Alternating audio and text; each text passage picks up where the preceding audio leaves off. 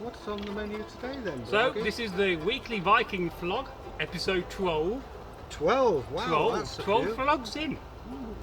All that content we've made, all that talking we've done, Yeah. all that sitting down on benches. Well, let's hope we stay, because we've got a different bench today, viewers.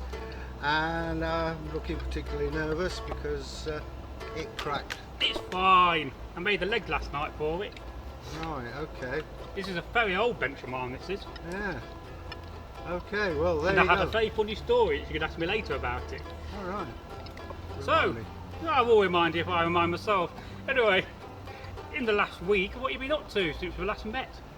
Bit of a busy time. I sorted out my payments from JSA to NEA. For our American viewers, it's one form of dole to another. I then went and had my diabetic eye test. That was fun. Have you got a diabetic eye? No, the diabetes affects your eyesight. Does it? It does, doesn't it? Yes. Yeah. And I have to have drops in it, which opens the eye up. And everything's bright. Not bright. Bright! Bright. And is that a yearly check? It's For every you? 6 months. No, right. And then we've got the diabetic check to see whether your blood sugar's gone through your roof. And then I've got meters being installed. So you don't have to prick yourself every day then? Well, some say you should, some say you shouldn't. I are on the side of caution and don't. It makes you wonder how a Viking or a Saxon would have coped with diabetes if diabetes were around in the day. I'm sure it was around. It usually strikes people of my age, 63, and very few people I think would have reached that age, so, you know. But I'm sure there were. But even today, there are millions of people going around who are diabetic and don't know I it. mean, I could be diabetic and I don't know it. But it usually runs in families. My sister's got diabetes recently. You're right, so you might want to get your blood checked. Well, maybe one day. Yeah. I've got to get my 40-year-old test at some point, but I've not had that. You know, when you go to the doctors for your 40-year-old checkup. Not that I actually feel 40, I look 40. I never had one. You probably never got offered one. That's true. And what have you been up to channel-wise? You've been learning some new stories? I've been learning the creation saga. Once again, it's that long list of names. I wonder, you know, the Vikings went in for lists of names. Why? I don't know. Perhaps if you know, you could tell us. I suppose to identify as a character, but... Well, I think that's probably something we'll talk about in a vlog, names. Because you get lots of nicknames, you know, like Bluetooth or Braggy the Tall. I could be that. So it's very Egil interesting. the Slim. Egil the Slim, you know. So perhaps on another vlog and another video, we'll talk about Dark Age names. Yeah, there is interesting. It's a very interesting subject on its Yeah. own, and perhaps we can find some examples of some interesting names from the period. The Jonas Bronstad, the Vikings. Yeah. So that's good. You've been learning a few things. Yeah. And what about you? What have I been doing the last week? Well, I've been continuing to work on the channel on YouTube. I've been pinning comments on the videos where I pin a playlist. So I recently made a Nordic playlist. And that has all the tales from all the Nordic countries. Yeah. And then any country which has a Nordic tale in the playlist or in the comments, I'll put a comment, and then I'll put the playlist in a link and then pin it, encouraging people to watch more of our content. Alright. There's one thing you need to encourage is people to actually go and binge watch. That's what you want. Yeah, I suppose you can have the greatest thing in the world, and if you don't tell anybody about it, nobody will know, will No, they? well, I'm not particularly great at telling and spreading the word. So it's one thing the subscribers can do for us is just share the content on Facebook and on your Twitter page and all the other fan pages or social networks you know. Yeah. You know, so that would be fantastic. And I've been learning one or two more folk tales to learn. I'm just learning the fourth Boots folk tale, which is Boots and the Troll. And he has to, well, it's only one boot, and he just has these four tails around him. Oh, right, I'm with you. And we've got three of them told, and the last one's going to be told and recorded probably the next week. And that is Boots and the Troll, where him and his two brothers, because there's three of them, although the other two brothers don't have names, they basically have to go and move, and they get some work at a palace. And they kind of don't like the younger brother and set him up to do these mad challenges against his troll but you'll hear the story when it comes out. So I'll be learning that. Well, it's interesting, you know, you talk about trolls and big things like that, and giants. I had a theory about the idea of where trolls came from, and I wonder if it's folk memory of Neanderthals, because they were hairier. Well, there's lots of speculation that Neanderthals are still around today. Possible. I mean, there are lots of sightings in America as well of very hairy men, but not like a Bigfoot type of a man, more like a Neanderthal sort of a man. And certainly in Russia, there was that famous case of them shooting a Neanderthal creature, what came out charging out of the cave, and he was basically a man covered in hair, and that was in, I think, the 30s or 40s. So that was very interesting. And then you had this other case of this Russian woman who was said to be descended from Bigfoot. So that was quite interesting. Yeah, it'd be interesting to look at that. Maybe at another date. Well, I think probably next week, as we're having a feature on the vlog called Folklore of the Week. I think next week we might talk about the Green Men. So if you want to look and do some research into that yourself, and I'll do some research myself, and we could have that next week. Okay. So. I'm always constantly thinking about ideas. We have done a comments video that's got to be edited, and I hope to have that published tomorrow. And then next week we'll do another comments video. Yeah. And maybe vlog 14 or 15, you know. Yeah. Or maybe a little bit later, vlog 20, we might celebrate and bring it back again. Yeah. Well, as I say, keep sending your comments in, because we do look at them and we do reply to them, and we've had so many that, as Braggy says, well, yes. we have a special section for them now, don't we? Well, yes. I think for the time being, we'll have a special section. Yeah. Then we're going to bring it back in the vlog. I think it's nice to be a little bit unpredictable and not make it the same all the time, because if you get same format, it becomes a little bit boring after a while. Yeah. And we're here to entertain you at the end of the day, you know. So, and I've been learning some more of the Volsung saga. I'm currently up to chapter 7. A lot to learn. There is. I'm hoping that I can have it all recorded in 2 weeks. Good for you.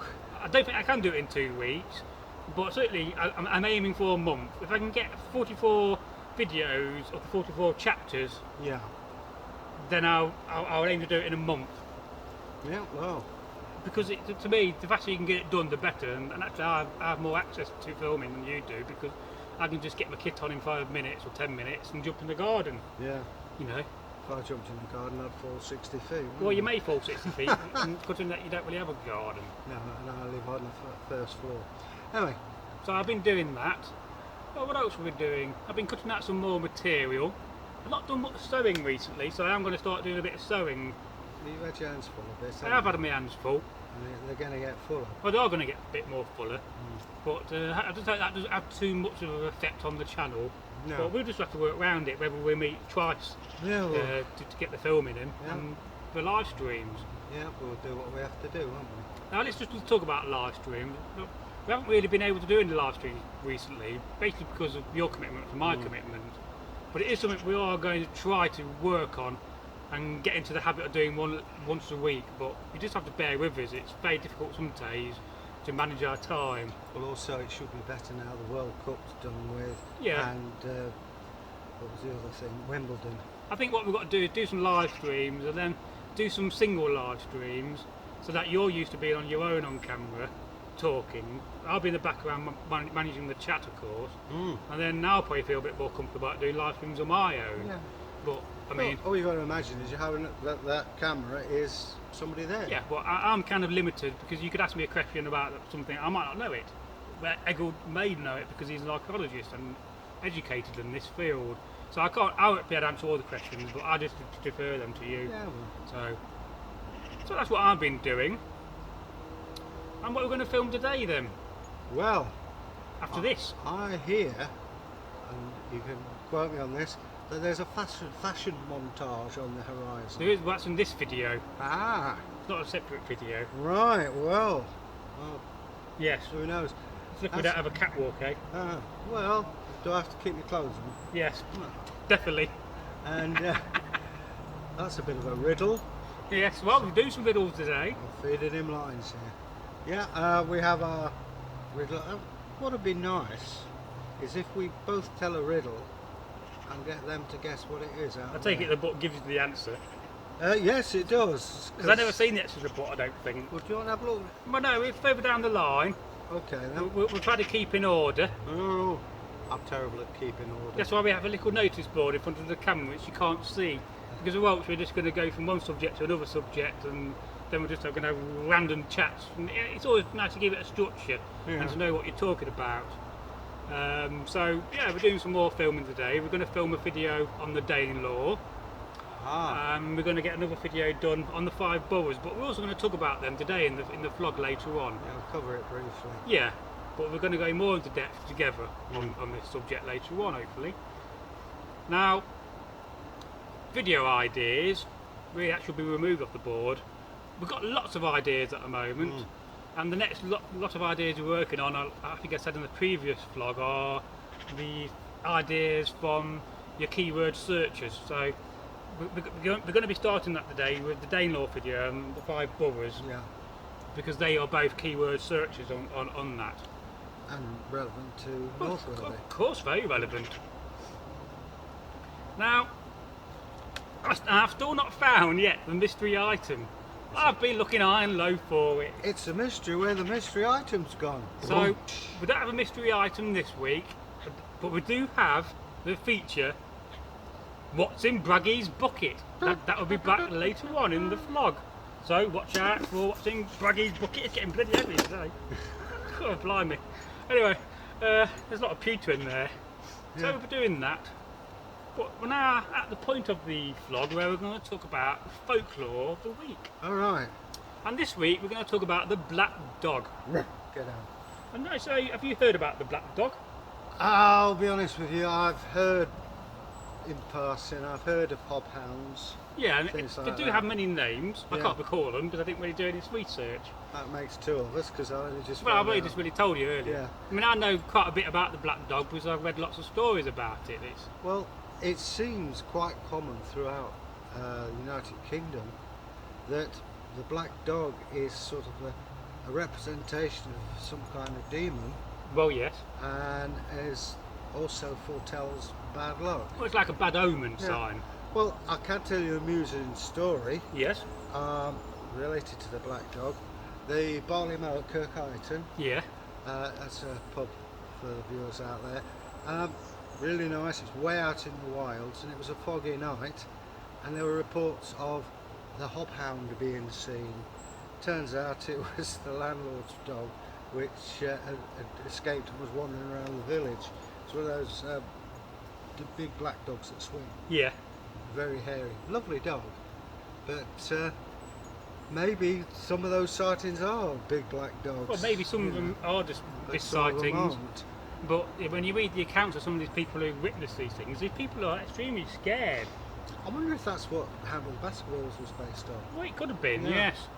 But you go to most villages or towns, and they'll have something like black dog. Well, certainly during the time when Arthur Conan Doyle was writing Yeah.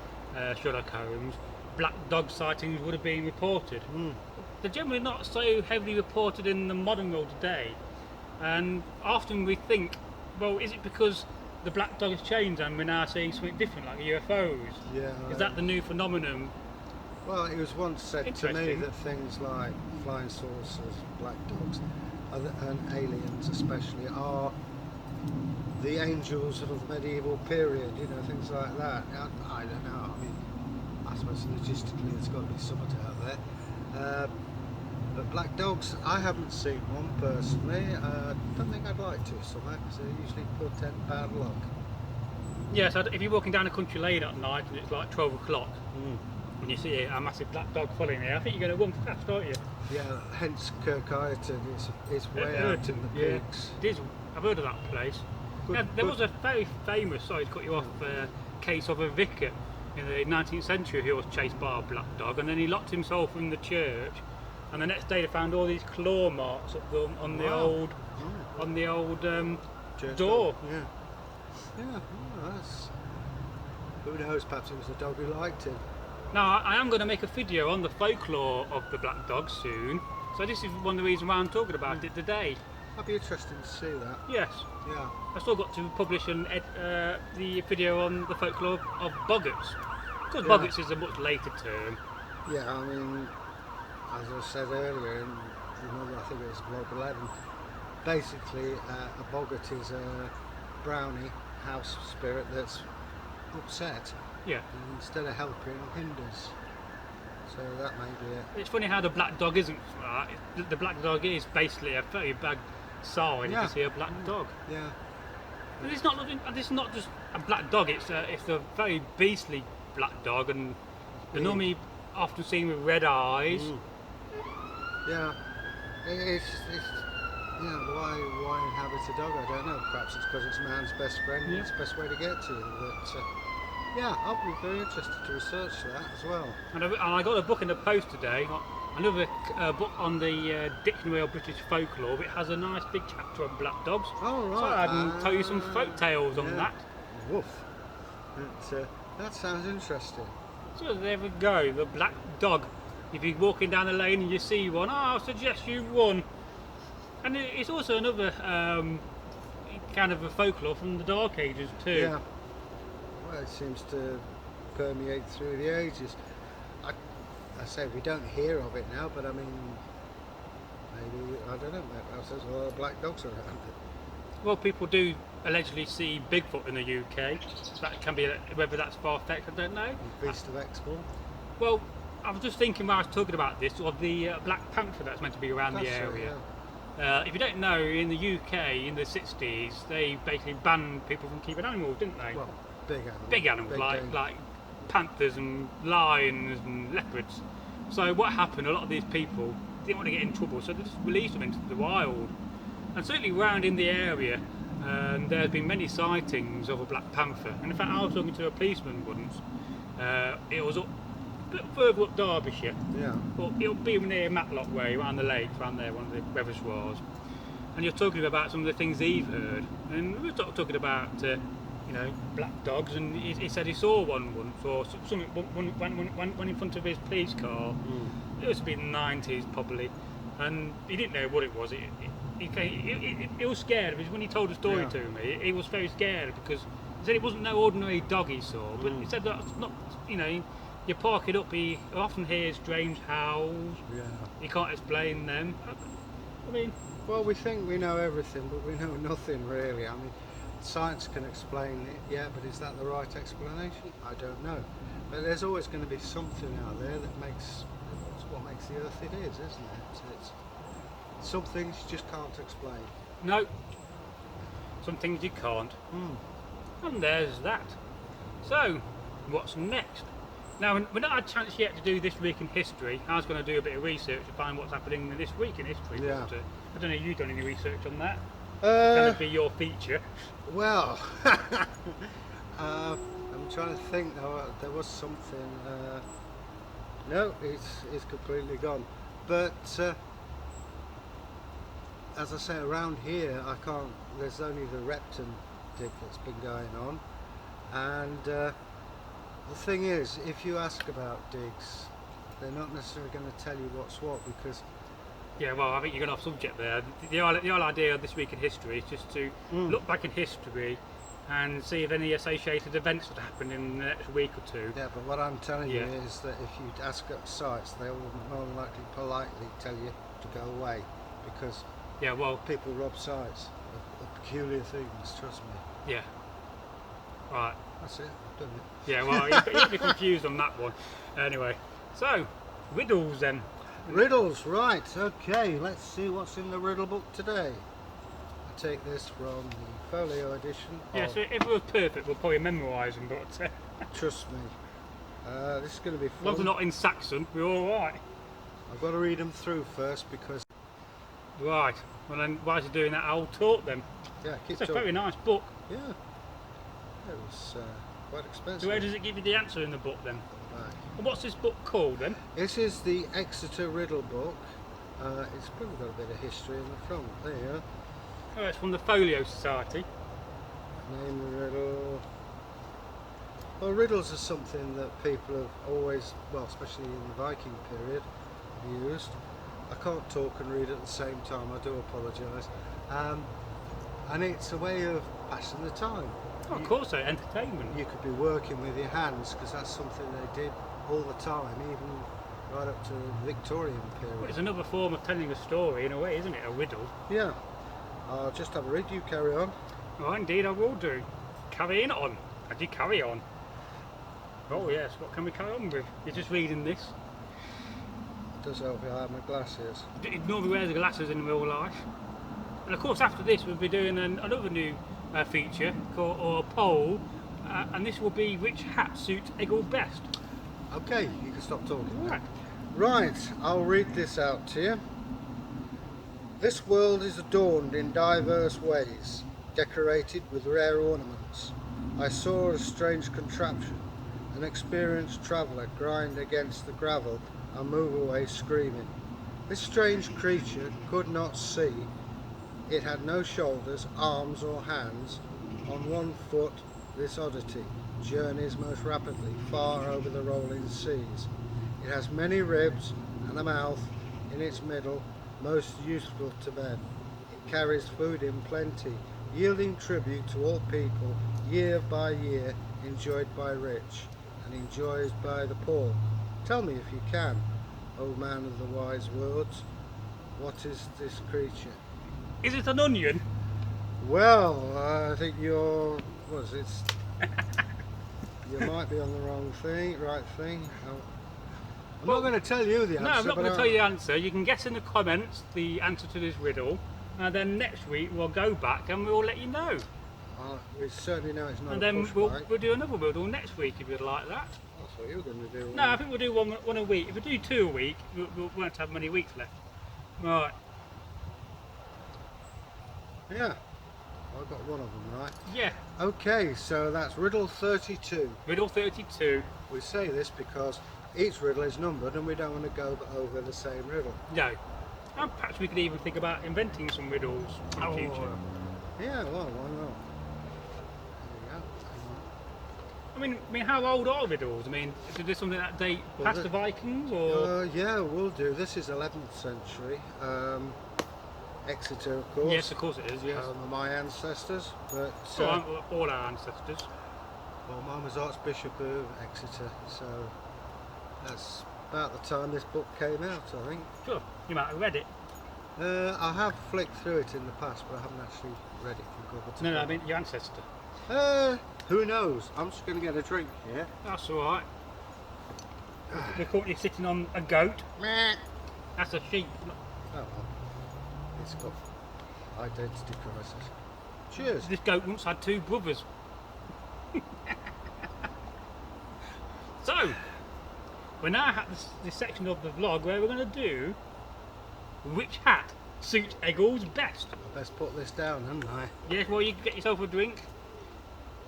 We have a number of hats to choose, and then at the end of the video I'll put a card and I'll put a poll with a choice of 5 hats. Okay. Or maybe a 6th choice of none of them. So the first hat we got today for you to try is the furry hat.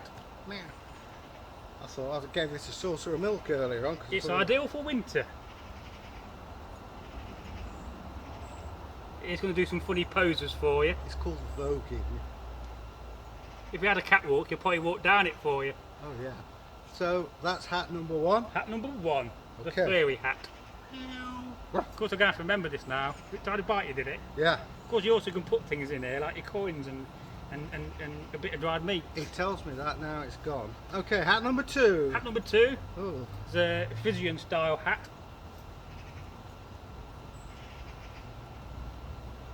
Do a side view. Yeah, well, that's going to stay on YouTube forever, you know. yeah. Don't blame it. Hat number 3, please, young man. So that's hat number 2. Hat number 3. It's a hat you won't often see manufactured in the UK or anywhere because There's probably a reason for that. that's the hat Odin wore for. Yeah, I've got him on a pendant. I think he's one of my favourite hats, that is, you know. You don't often see many conical peak hats. You see he's priming you already. Yeah. Okay. Hat number 4 is next. Yes. Hat number 4 is one of my other favourite hats. There we go. He's even got a nice bone on that one. We've just got different styles of hats. Well, we're not using the same style. We're trying different style. Let's do a side view for them. Yeah, that's not bad, that on you. Okay, number 5. Oh, number 5, are we? Strap in. Oh, I've got 6 hats to wear actually. What's 6?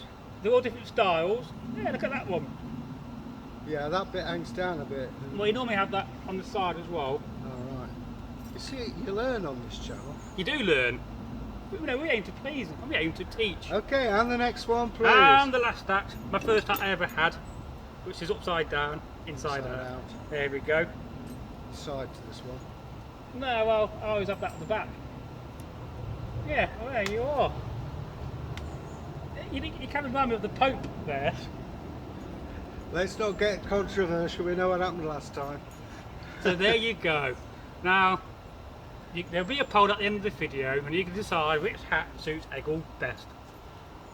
Well, let's face it, it's not the hat, it's the face, you know. Well, you know, eye candy, as you often say. Woof. Yeah. Okay. If they had eye candy back in the day. Well, I mean, did they have sweet? Probably not. Well, they had honey, which was there. I mean, Elizabethan times they talk about marchpane, which we today call marzipan. What about, no, I suppose they didn't have bonfire toffee. They didn't have sugar, did they? Well, if you got sugar, you'd have, the nearest place would be Vinland, I think. No, not even there. No, they wouldn't have had sugar. No. It didn't come into this country till about, well, it was Elizabeth I, and she was a sugar addict.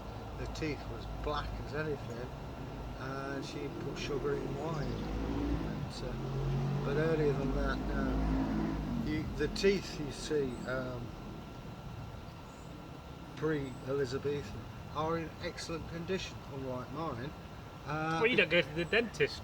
Well, I was planning on doing it, but life has taken over at the moment. Yeah. But my toggle's gone undone. oh dear.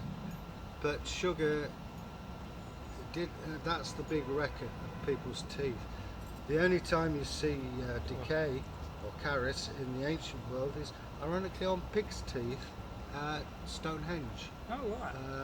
Where Stonehenge is where you took your dead, where the living were at Woodhenge near the river, and you could shoot your own pig for a pig roast, and the teeth show what they call caries, which is sort of decay. I love a pig roast. Yeah, I must admit. If anybody else sends us one, that would be a good afternoon, wouldn't it? Imagine getting that through your letterbox. Oh yeah. Or UPS here's a delivery and there's fat dripping out of it. Well, Really got me hungry now. They're pretty heavy actually, picking up half a pig, as they have done. Yeah. Well, oh well. A bit cold and strange to touch. Now, something I want to talk about is something I saw on,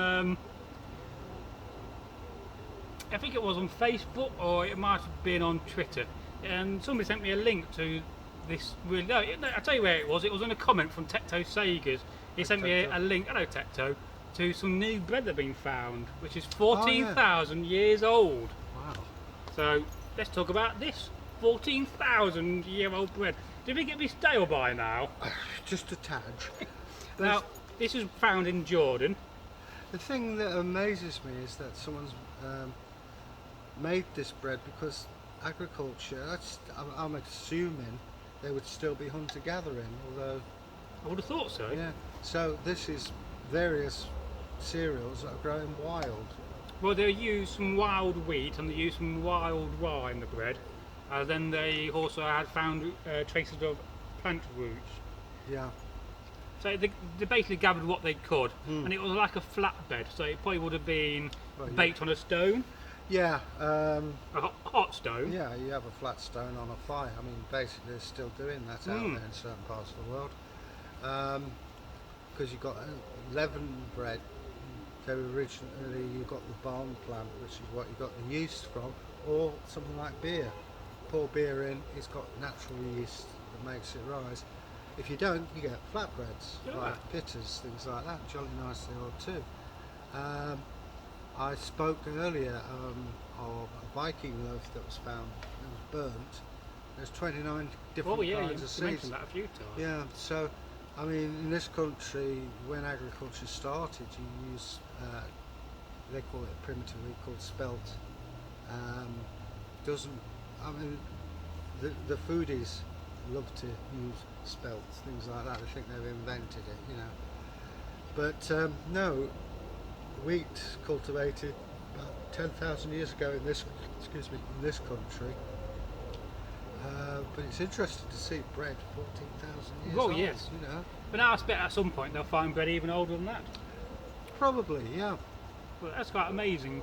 Now, another thing I saw was a link on my Facebook page from a very good friend of mine called Terry. Hello, Hi, Terry. Hi, Terry. Who's also known on the channel as Viking Berserker Berg Thor. Ah, hi, And Thor. he sent me a link about Iceland Yeah. and the fact that the Norse religion there is fastly growing. Yeah, they've actually got an official Icelandic priest, Yes, which you could go to. we should move there. Yeah, a friend of mine went to Iceland. I've actually got a mug with runes on it from Iceland, and yeah, it's not the bleak, desolate place people Oh think. no, it's an exciting place, I think. Well, I did see it was Paul Hollywood. Went to Reykjavik.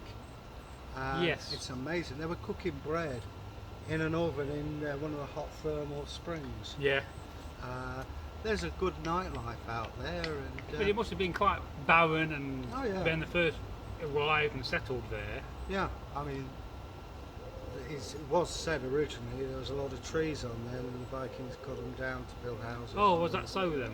So they said.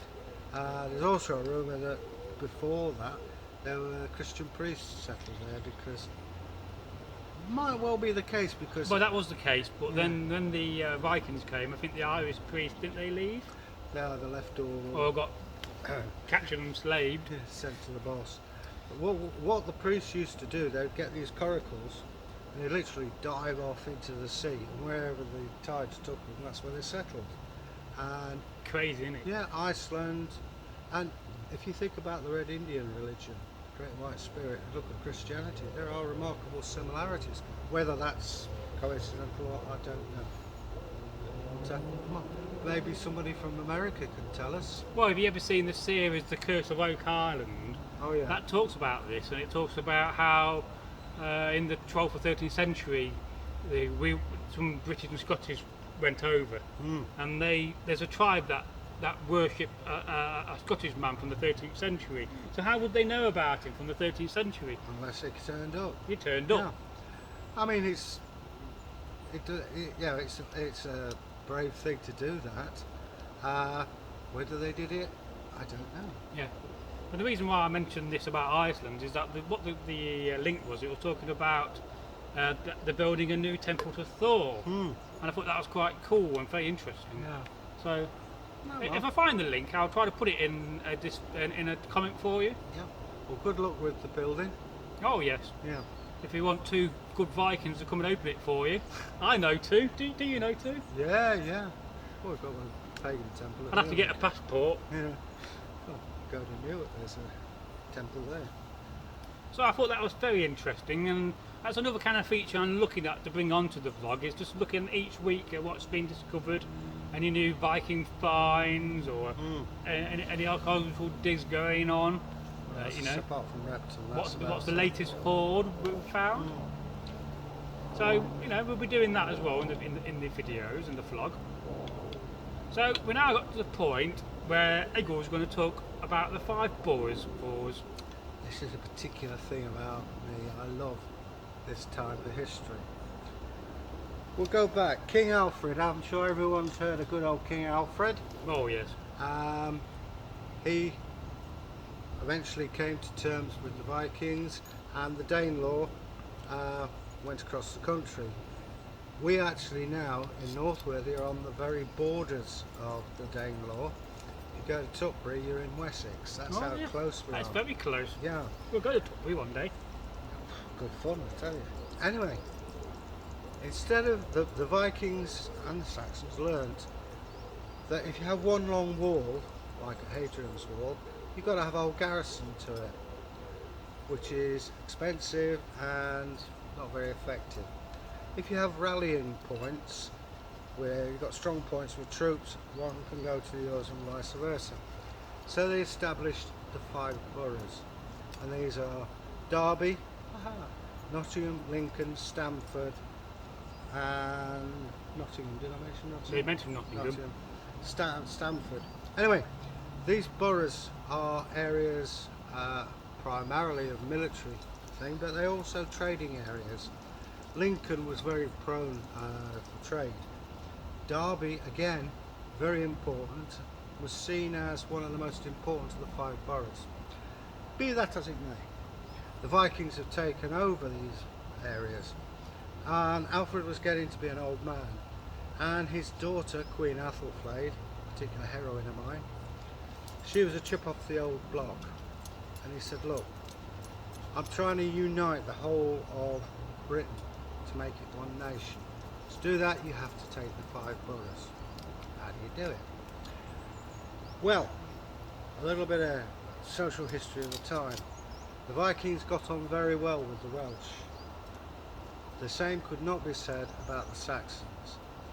The term Welsh is a derogatory term brought up by the Saxons, and there's no love lost there. So, how do you start a war?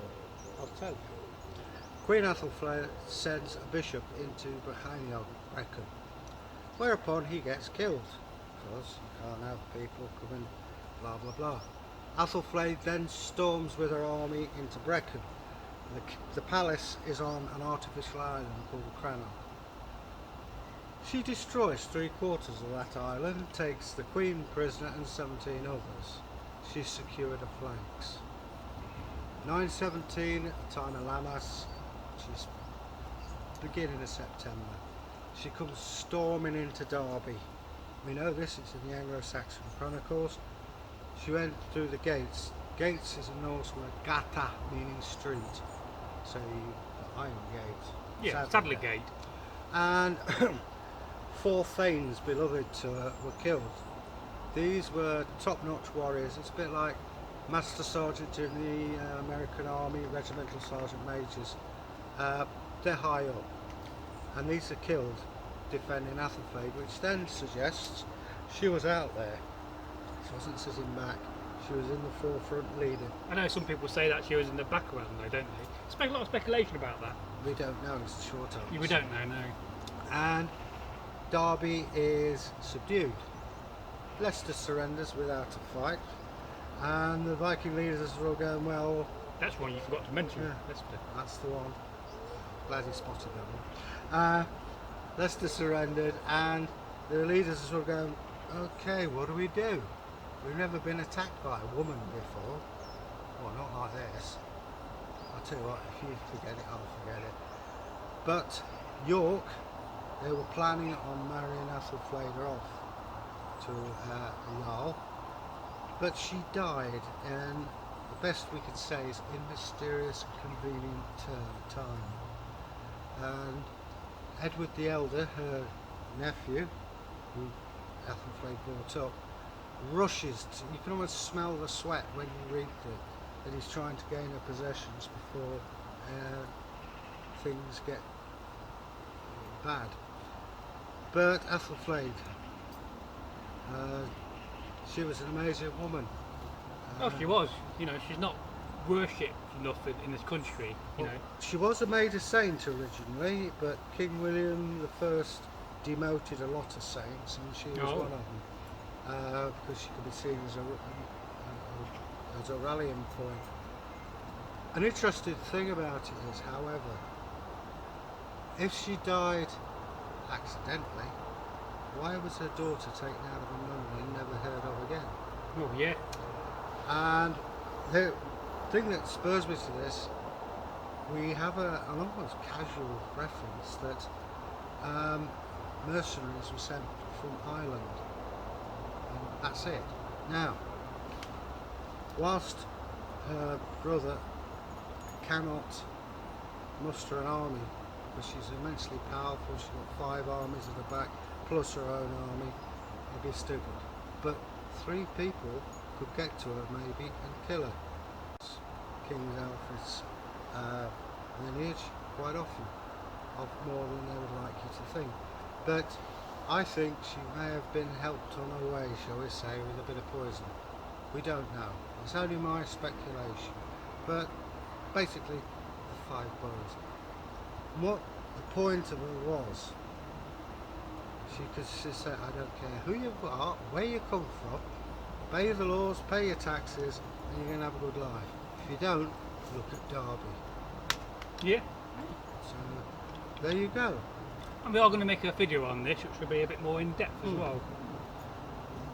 So what about the Danelaw? Let's just talk about the Danelaw. The Danelaw was settled, as I say, the borderline of Derby right up to about Northumbria. And it was virtually a state run by various, I would say, kings, but warlords would be more accurate. I mean, most of us have heard of Eric Bloodaxe. Oh, of course so, yeah. He ruled over York. You'd have chieftains who could enforce Viking laws and taxes. And it's one of the things that we discussed in archaeology class was, what is a king? And a king is someone who can exact taxes. And my coda to that is exact taxes and collect them. And that's the point.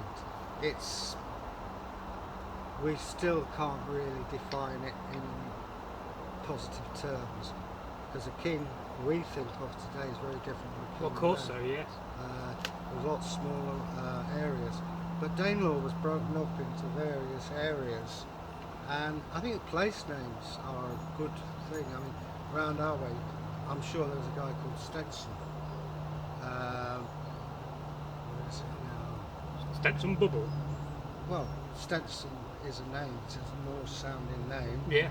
And I think it was Dine's son, changed. Athelstan, Yeah. things like that.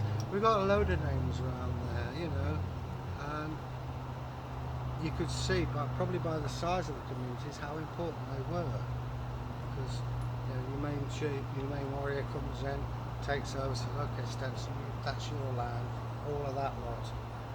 Athelstan can have that bit over there, and it gets smaller the lower the ranks you are. They enforced Norse law, which is pretty much the same as Saxon law, really. Slight differences. And it ticked along quite merrily until King Alfred decided he wanted that place. And then you get the battles. And these are not major battles. Oh no, I've got some in there. You get skirmishes is the best word, isn't it? Yeah. Because armies weren't the vast things that we're used to No, today. but not the industrial militarised complex. Yeah. So that's very interesting. Yeah. Again, I think that bears looking at a bit more. Yeah, well, we're going to cover both those topics in videos, which will be published on a Saturday. But probably not for a few months. We've got quite a few videos lined up on a Saturday. Well, I've got something I'd like to ask you as well. Yes. How's mail made? Well, we did this last week. Yeah. We did this last week. He didn't rub it off, did he? No. Oh well. Well, as you know, it's a long water still. Yeah. Well, we are going to do a video on mail at some point, and perhaps do some fighting in some mail. Maybe when it's a bit cooler. Yeah. And we're a bit fitter. Yeah. And it looks like it's going to rain. Well, we could do a bit. So we now got to the feature, and if I remember, I'm going to make a little sub-edit video for this, 2 seconds, but I may not do it for this one. And you know what the feature is, yes, you've guessed it, it is What's in Braggy's Bucket. Got its own theme tune. So we have the bucket. It's blooming heavy today. Now, I struggled today to find something to put in it, but I did find something, and I'm going to give it to Egil to talk about. Perhaps not to go up and just show it to him on the camera. Oh me. Oh. Oh. Oh, I know this chap. There's that side, and there's that side.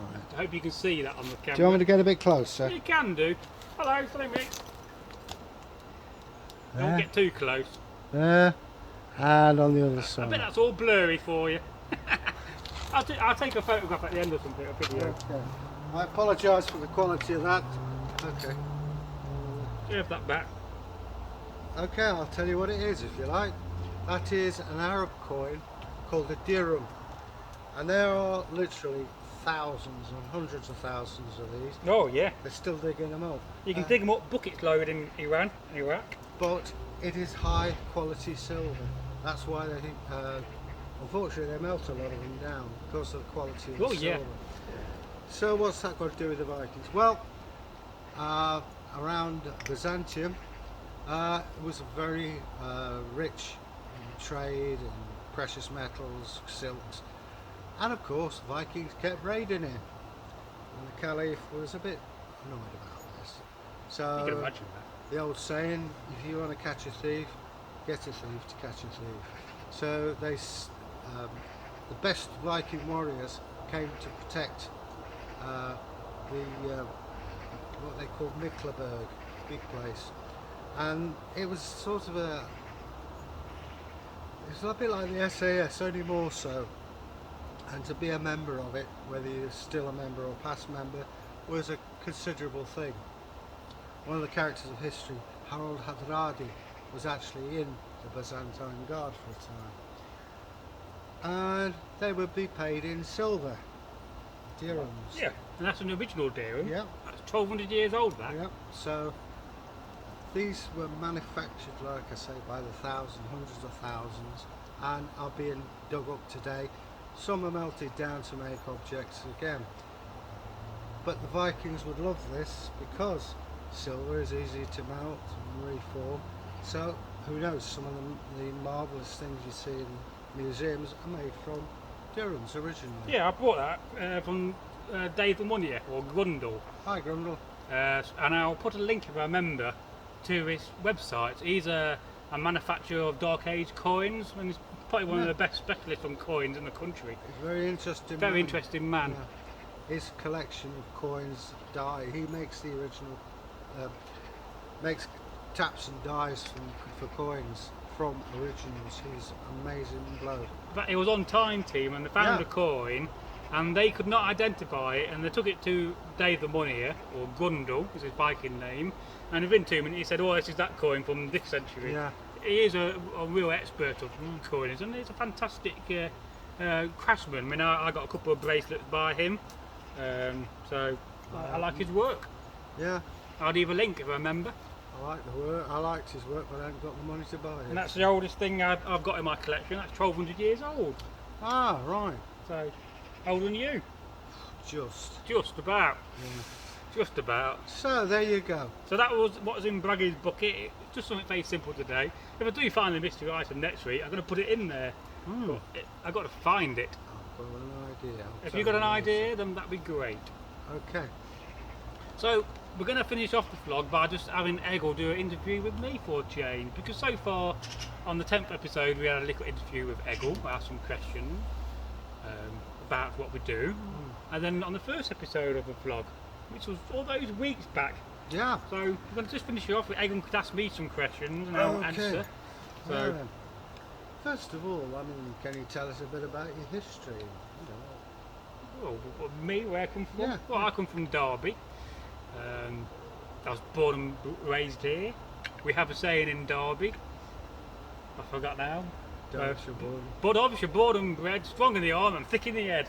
Anyway, No comment. no, that's Derbyshire's saying. I'm very proud of being from Derbyshire. I think it's one of the best counties in England myself. It is a nice place, I must admit. It's, And yeah, so okay. and I grew up in a place called Mickleover, which would mean big hill. Yeah.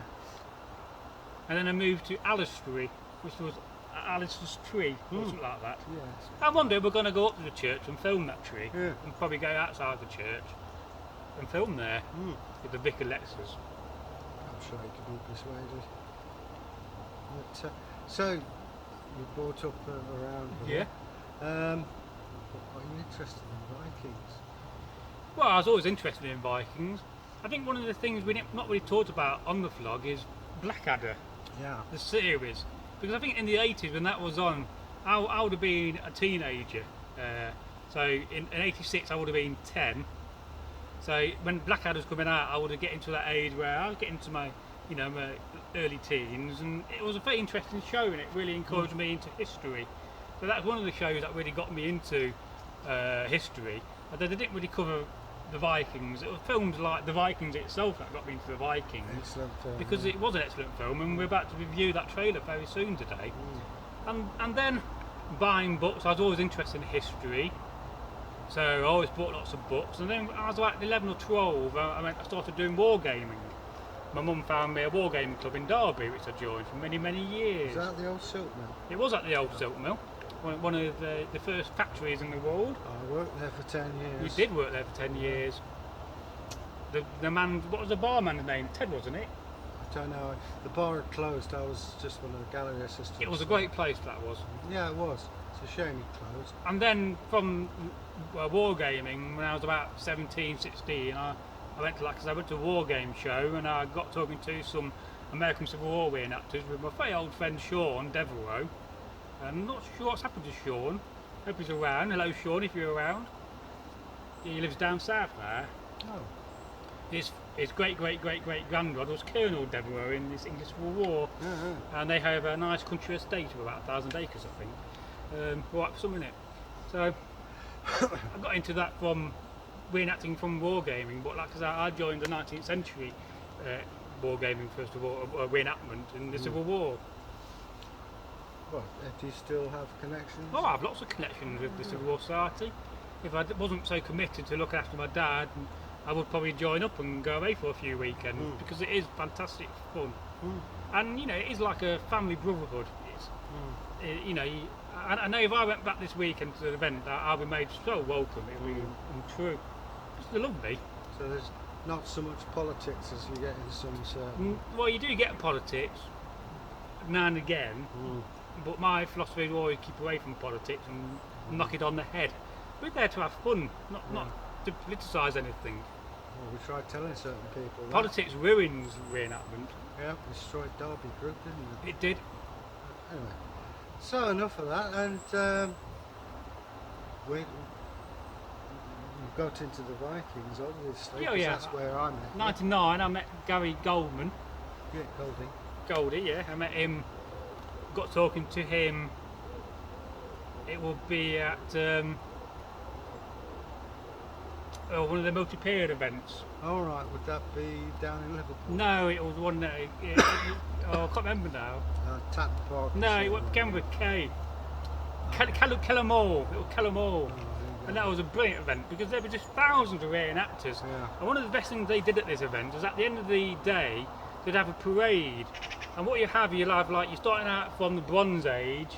Yeah. The old March and the Romans and the all the different periods of Saxons, Vikings, and they're all marching big columns. And when they get to the end, they form like a street, and then you're walking through the street of history, and that was just totally amazing. It sounds like we did something very similar at Tatton Park. Yeah, but there'll be thousands and thousands of people there. Well, those events were just great. But so you joined the Vikings, and obviously very interested in it. Oh yeah. But, I joined the Vikings because of partly religious point of view, because I wanted to prove to the old father that I could be a good warrior. I think that's partly why you join. yeah. You know, for a lot of people. Yeah. Well. But the history was very interesting. You know. Well, I mean, it's getting away from reality for a weekend, regardless of what period you Yes, do. it's great escapism. Yeah. And yeah, going out, having a good skinful at night, and we'll make it up. I mean, over the last few years, I've been busy. I started up a regiment, which was 14th Brooklyn Company H in the UK, which I kind of struggled in the end to keep running Yeah. and get members for, because our uniform's so spectacular and so difficult to get. I mean, if I wanted a uniform from America made by Sullivan, I'd be looking at around about $1,500 just for a pair of trousers, a jacket. Well, that is one of the attractions of the Viking reenactment societies. If you go as a humble freeman, it doesn't cost that much. No, well, Civil War kit's quite cheap. Yeah. If you want your standard kit, and there's a lot of it about. The trouble I found with reenactment societies, well, two things. Everybody wants to go as posh as they can, and they believe their characters. I mean, get the Arlitis in them. You know, they think they're rulers, and they're not. It's just a role you play. It is just a role. I mean, I'm supposed to be a warrior, trader, and God knows what. I'm not. I'm just an ordinary guy from Kent, you know. I mean, I stopped with Viking reenactment because of the politics, basically. Yeah, same. And there was just too much politics in the local area, too much of in local people, and I just got fed up with it. Well, And it wasn't the same. It's not just our society. There was another Viking society. I won't mention it, or the guy we spoke to, but he virtually said the same thing that I said. Unfortunately, within this era, there's just too many egos and too many people who want to be in charge. Yeah, they forget it's fun. It's for me, and they're to have fun.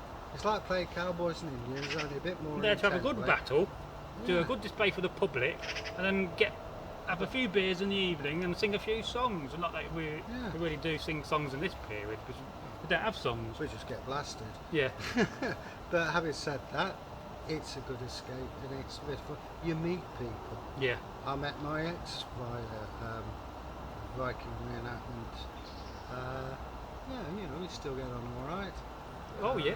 Yeah. So I won't mention your name because I don't want you getting upset, but you know what I mean. Yeah. Sometimes she's a lady teller as well. Let's not start there again. Last week's. I couldn't stop laughing. I apologise for that. It's him. Lady teller. Yeah. I'm still working on that. Yeah. I need to send her a text. I've not sent her a text for a few weeks since we last saw each other. So anyway, that's basically you in a nutshell, so to speak. Well, basically, I mean, I'm pretty sure you can carry on asking more questions, but what do you want? You know, have you got any questions for me, or you want me to answer the next vlog? Then please leave them in the comments. Yeah. And likewise for Egil. I mean, we're always looking for more comments and more questions. Well, it's like I said, those I'll answer. Those I don't want to answer, I won't answer. It's, you know, it's the same thing. Yeah. Yeah. Obviously, there are certain things we don't want to be asked about. And there are things we'd love to be asked about. One of the things, you know, when I started Viking reenactment, I never thought I'd be doing this down the line. Standing in front of a camera in my Viking kit, talking to you amazing people. Yeah. So it's you know, I'm probably reenacting more as a Viking than I ever have done. Same here. Yeah. And you know, I think reenactment has changed so much. The bigger societies are so much harder now to run. It's so much harder now to find work and to get paid for it for the large societies because. You know, if you're hiring a large society, I mean, Civil War society will cost you £4,000 or £5,000 for a weekend if you want cavalry and cannon. So it's expensive. I think what hurt us a lot was the foot and mouth epidemic because you couldn't go to fields and I don't think that's the case. No. And of course, in our society, the death of the founder didn't help. Well, with Kim Sidham passing away. Yeah, he was a great guy. Yeah, I got his book.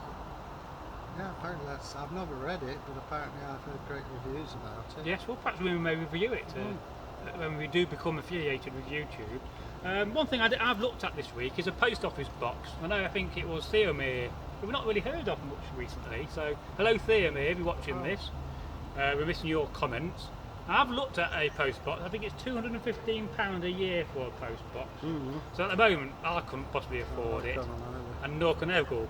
But we all promised that when the channel is monetised and making money in the future, because we will do that, and then you can send us whatever you want to send us, fan mail, parcels. But please don't send us a stuffed dog, because you're having that.